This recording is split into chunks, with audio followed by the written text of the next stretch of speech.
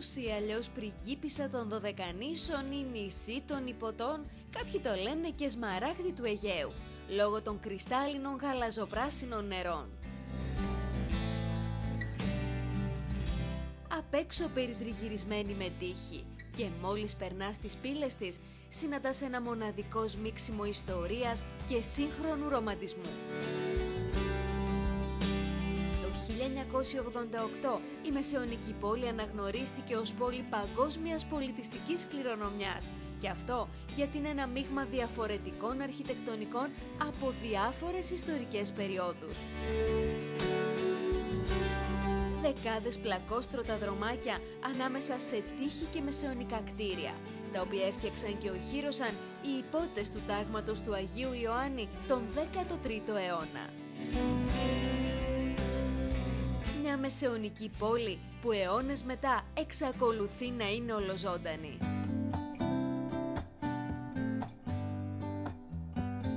Δεκάδες καταστήματα που καθένα από αυτά κουβαλά τη δική του μοναδική ιστορία, όπως το πασίγνωστο εστιατόριο Αλέξης, που μετρά 55 ολόκληρα χρόνια γευστικής δημιουργίας.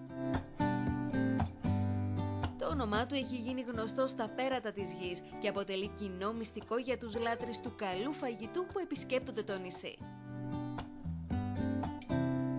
Ένα εστιατόριο με δύο όψεις. Παράδοση στη μία του πλευρά, λιτή πολυτέλεια μέσα σε έναν παράδεισο πέτρας και πρασίνου στην αυλή του.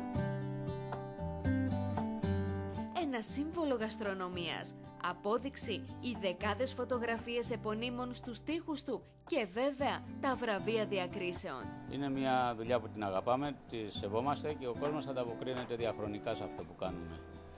Το εκτιμάει πάρα πολύ. Και αυτό είναι που μας κρατάει ακόμα. Και επειδή λένε ότι οι ευκαιρίες δίνονται μία φορά στη ζωή, όπως είναι φυσικό, εμείς αδράξαμε τη δική μας και ζητήσαμε από τον ιδιοκτήτη και σεφ, Γιάννη Κατσιμπράκη, να αποκαλύψει ένα από τα υπέροχα πιάτα.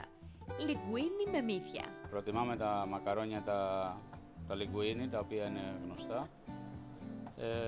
Τα υλικά μας είναι τα μύδια, κρεμμύδι με λίγο σκόρδο, λίγο καυτερό, καυτερή πιπεριά, ντομάτα ψιλοκομμένη,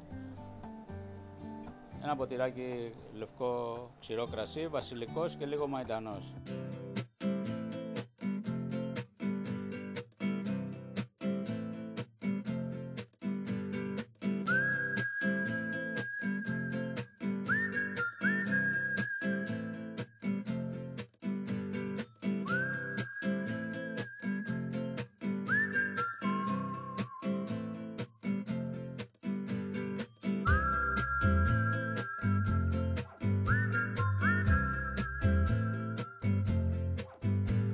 Γαστρονομική απόλαυση από τις δεκάδες του εστιατορίου που σίγουρα θα σας μείνει αξέχαστη.